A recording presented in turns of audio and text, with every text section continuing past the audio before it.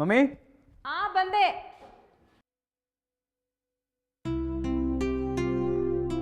ಇದೇನು ಸುರಿ, ಬೆಳಗ್ಗೆನೆ ಎಲ್ಲೋ ಹೊರಟ್ಬಿಟ್ಟಿದ್ಯಾ? ಹೊರಗಡೆ ಸ್ವಲ್ಪ ಕೆಲಸ ಇದೆ, ಹೋಗಿ ಬರ್ತೀನಿ. ತಿಂಡಿ ಹೊರಗೆ ಮಾಡ್ತೀಯಾ? ಇಲ್ಲ ಮಮ್ಮಿ, ರೆಡಿ ಆದ ತಕ್ಷಣ ಕಳಿಸ್ಕೊಡು.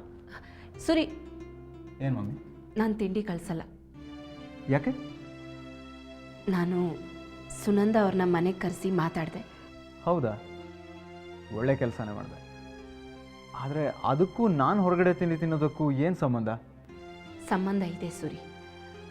ಅಪೂರ್ವ ಅವ್ರ ತಾಯಿಗೆ ಅವ್ರ ಮಗಳು ಇಷ್ಟು ದೊಡ್ಡ ಮನೇಲಿ ಎಲ್ಲಿ ಅನಾಥೆ ಆಗ್ಬಿಡ್ತಾಳೋ ಅನ್ನೋ ಭಯ. ಅವಳು ನಮಗೆ ಹೊಂದ್ಕೋತಾಳ, ಇಲ್ಲ ನಾವು ಅವಳಿಗೆ ಹೊಂದ್ಕೋತೀವ ಅನ್ನೋ ಹೆದರಿಕೆ. ಎಲ್ಲದಕ್ಕಿಂತ ಹೆಚ್ಚಾಗಿ ಅಪೂರ್ವಂಗೆ ಈಗಾಗಲೇ ಮದುವೆ ಆಗಿರೋ ಗಂಡಸ ಜೊತೆ ಅವನ ಮಗು ಜೊತೆ ಹೊಂದ್ಕೊಳ್ಳೋಕ್ಕೆ ಬದುಕೋಕ್ಕೆ ಕಷ್ಟ ಅನ್ನಿಸ್ಬೋದು.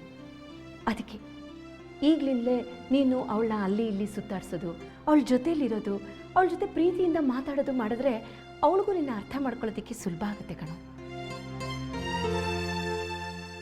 ಅಕಸ್ಮಾತ್ ಅವಳ ಮನಸ್ಸಲ್ಲಿ ಏನಾದರೂ ಅಳಕಿದ್ರು ಅದನ್ನು ಅವಳು ನಿನ್ನ ಹತ್ರ ಹೇಳ್ಕೊತಾಳೆ. ನೀನು ಆಗಲೇ ಬಗ್ಗೆ ಹರಿಸ್ಬಿಡ್ಬೋದು. ಇದರಿಂದ ಅವ್ರ ಅಮ್ಮಂಗೂ ನೆಮ್ಮದಿ ಸಿಗುತ್ತೆ, ಅವಳಿಗೂ ಖುಷಿ ಆಗುತ್ತೆ. ಏನಂತೀಯ? ಮಮ್ಮಿ, ಅಪೂರ್ವ ನನಗೇನು ಹೊಸಬ್ಳಲ್ಲ. ಆಫೀಸಲ್ಲಿ ನಾನು ದಿನ ಅವಳನ್ನು ನೋಡ್ತೀನಿ, ಮಾತಾಡ್ತೀನಿ. ನನಗೆ ಅವಳೇನೋ ಒಂದು ಗೊತ್ತು, ಅವಳಿಗೆ ನಾನೇನೋ ಒಂದು ಗೊತ್ತು. ಮತ್ತಿದೆಲ್ಲ ಯಾಕೆ? ನೀನು ಆಫೀಸಲ್ಲಿ ಅವಳ ಜೊತೆ ಇರೋದಕ್ಕೂ ಹೊರಗಡೆ ಅವಳ ಜೊತೆ ಇರೋದಕ್ಕೂ ವ್ಯತ್ಯಾಸ ಇದೆ ಸುರಿ. ಮಮ್ಮಿ, ನಾನೀಗಾಗಲೇ ಅವಳ ಜೊತೆ ಮಾತಾಡಾಗಿದೆ. ಮಗು ಇರೋದ್ರಿಂದ ಅವಳಿಗೆ ಯಾವ ಪ್ರಾಬ್ಲಮ್ಮೂ ಇಲ್ಲ. ಮೇಲ್ನೋಟಕ್ಕೆ ಕಾಣದೇ ಇರ್ಬೋದು ಕಣೋ, ಆದರೆ ಮನಸ್ಸಲ್ಲೇ ನಾನು ಎರಡನೇ ಹೆಂಡತಿ, ಒಂದು ಮಗುವಿನ ತಾಯಿ ಅನ್ನೋದು ಅವಳನ್ನ ಕಾಡದೇ ಇರುತ್ತಾ? ಅದು ಮಮ್ಮಿ ನೋಡು, ಅದು ಇದು ಕಾರಣ ಹೇಳಬೇಡ. ನಾ ಹೇಳ್ದಷ್ಟು ಮಾಡು ಅಷ್ಟೇ. ಇವತ್ತು ಅವಳನ್ನ ತಿಂಡಿಗೆ ಹೊರಗಡೆ ಕರ್ಕೊಂಡು ಹೋಗ್ತಿದ್ಯಾ? ಮೊದಲು ಫೋನ್ ಕೊಡು. ಫೋನ್ ಕೊಡು ಅಂದೆ.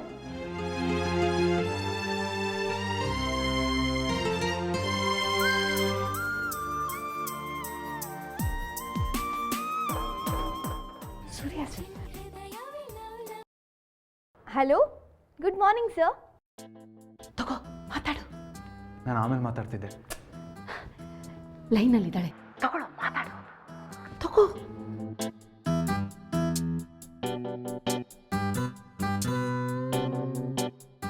Sir, hello hello. ಹಲೋ, ಹೇಳಿ ಸರ್.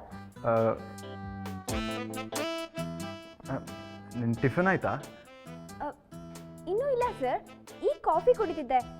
ಯಾಕೆ ಸರ್? ಆಗಿಲ್ಲ ಅಂದರೆ ಟಿಫಿನ್ ಮಾಡಬೇಡ, ನಾನು ನಿನ್ನ ಮನೆ ಹತ್ರ ಬರ್ತಾ ಇದ್ದೀನಿ. ಅಂದರೆ ನೀವು ನಮ್ಮನೆಲ್ಲೇ ತಿಂಡಿ ತಿಂತೀರಾ ಸರ್? ಇಲ್ಲ ಇಲ್ಲ, ನಿನ್ನ ಟಿಫಿನ್ಗೆ ಹೊರಗಡೆ ಕರ್ಕೊಂಡು ಹೋಗೋಣ ಅಂತ. Really sir? ಹಾಂ, ನಾನೀಗ ಹೊರಟು ಬರ್ತಾ ಇದ್ದೀನಿ. ನೀನು ಪಿಕ್ ಮಾಡ್ತೀನಿ, ರೆಡಿ ಆಗಿರು. ಶ್ಯೂರ್ ಸರ್, ನಾನು ಈಗಲೇ ರೆಡಿ ಆಗ್ತೀನಿ. Bye sir. ಬಾಯ್. ಬೇಗ ಹೋಗು, ಹುಷಾರು. ಸರಿ.